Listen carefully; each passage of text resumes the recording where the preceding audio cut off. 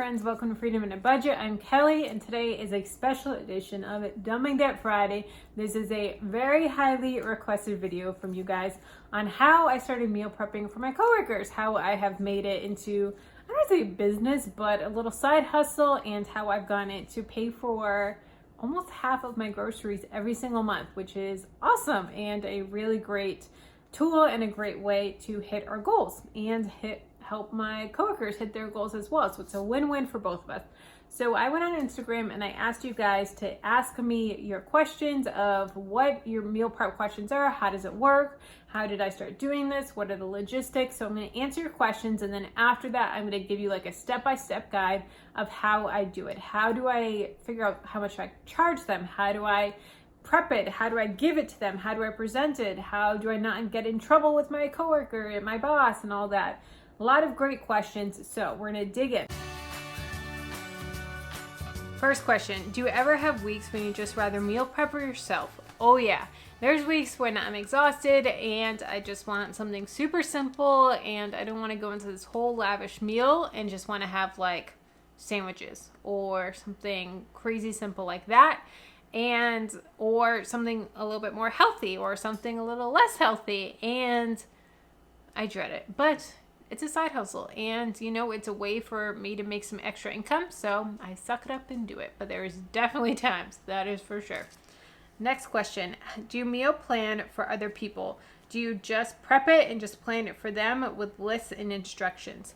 So I just do lunch meal preps. We talk about the meal. I'm going to get into this at the end, but we just talk about the meal, and then I hand them the containers of what theirs are, and then I tell them like if you have to like heat it up or what you have to do, or like last time I made the loaded potato soup, and so I did some like garnishes of like green onion and cheese and bacon. So I said heat it up and then put this at top and then mix it in and it'll be all delicious and good. So stuff like that, but I don't have like heat this for 350 degrees, stuff like that. No, it is super simple, just lunch meal prep. Next question. Have you ever thought about making either a large dessert like a cobbler, cake, or pie, making individual packs of sweets and selling them in the break room, kind of like a bake sale? So this is something that my employer would not allow. This would be way crossing the line of something that is kind of like soliciting and making a profit on. This is very under the table, very hush-hush. I don't talk about it loudly. I'm very careful about who I talk about it with. And it is not something that is like public, not something with the break room or anything like that. So something like this can get you in big trouble. So that would be a no-no. Next question. I'm not adventurous with my food choices. Are you? Do you feel obligated to try new foods on behalf of your coworkers? Do you cater to, or would you cater to a diet restriction like low sodium, gluten-free, vegetarian, diabetic? So I actually started kind of going outside my comfort zone a little bit. I hate onions. Absolutely hate onions. Oh, now if they're like super fine in a meal, I'm fine with them, but I do not like cooking with them. My eyes water. I can smell it for days. I just don't like it at all. But for the past 2 recipes, I have gone outside my comfort zone and used a yellow onion and hated it, but branching out, getting better with it. So things like that, it's definitely helped to go outside my comfort zone, increase my cooking skills. And you know, the loaded baked potato soup, did it add a lot of flavor to it? Did I even tell that it was in there? Yes, it added the flavor. No, I was not like, oh, this has onion. So try and expand and grow. Now on dietary restrictions, I don't do gluten-free. I don't do anything like that. The people that I do cook for are trying to eat healthy, so it works out that I'm doing Weight Watchers and they are doing it.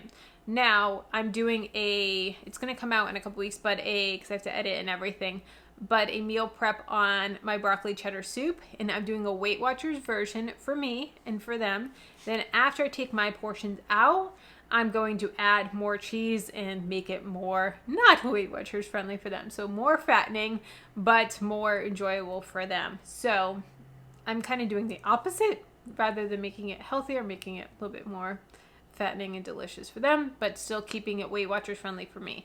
Because I am very careful about not going outside of my own personal dietary restrictions, and I don't want to start eating like crap and meal prepping crap because they want to.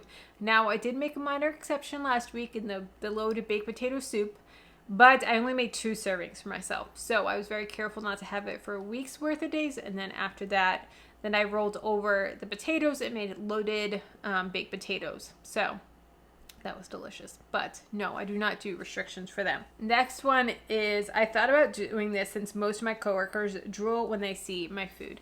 So that's actually how this all started. And this is a great transition into how I started it, how it works, my whole process. So my coworkers, I've been making my own food for years now. And they all were like, what you got there, Kelly? What you got? That smells good. What's going on over there?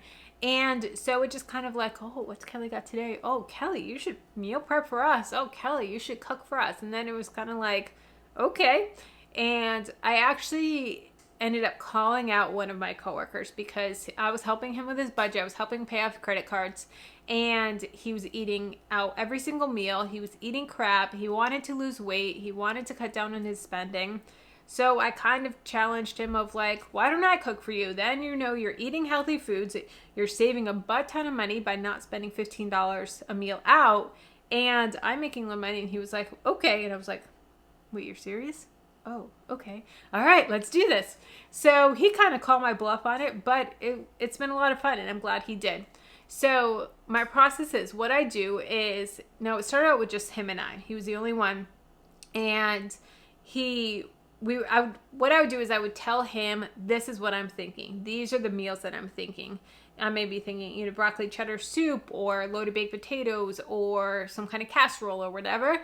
And I said, this is what I'm thinking. Pick something from this. And so he'd be like, oh, this sounds good. Or, oh, that sounds good. And so that's how it kind of started. And so he was always picking from within what I wanted and what I was craving and whatever. Then it kind of evolved into like him being like, hey, Kelly, I'm really craving this. Can we do something with this? And be like, let me see what I can do. Let me find a Weight Watchers recipe of that. And be like, okay, I can do it this way. I can do this. Does that sound good? And he'd be like, either, no, that sounds gross. Or, yeah, that sounds really good. Let's do it.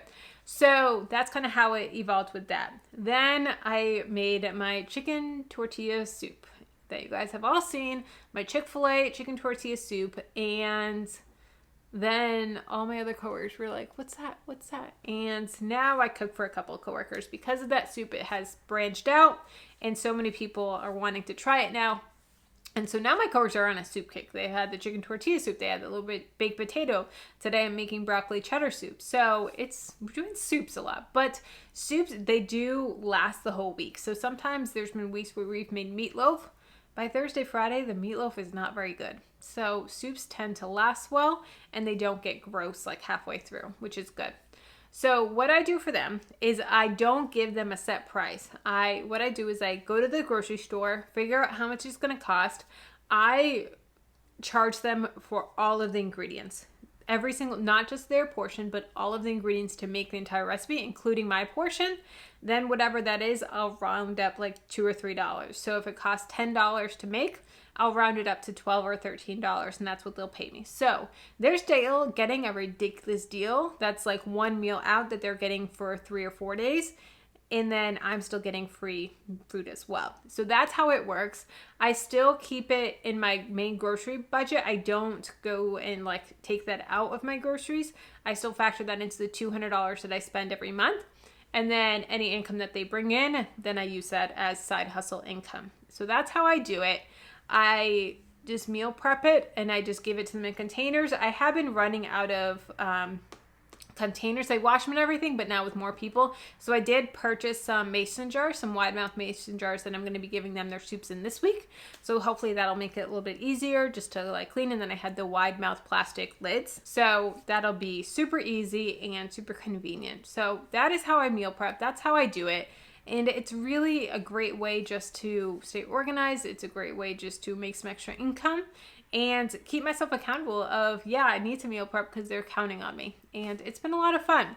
So I hope that helped. I've been making this for almost a year now, and it's been a ton of fun. So I hope this helped you guys of breaking down exactly how I do it. It's so simple. I think that a lot of people are overthinking it, but It's just very hush hush around the office. I don't talk about it with my bosses. I don't talk about it, with a lot of people.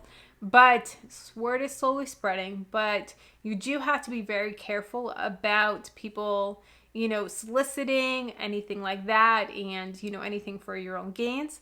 A lot of employers do not have a zero tolerance rule with that, so you have to be very careful with it. So if you are nervous, maybe going to your boss quietly and saying, hey, I've had some people ask me to meal prep for them, and, is that something they'd be okay with? And, kind of take it from there. And I would have it so people come to you rather than you going out and seeking food. Or if you have someone that's been saying, oh man, I want to eat healthier, I want to save money, then being like, hey, I meal prep every week. Would you want me to cook for you? Maybe, don't be forceful, but just offer it and then leave it at that. So I hope that helped. Let me know, guys, if you have any other questions, and I'm having fun with it. So, all right, guys, I will talk to you later.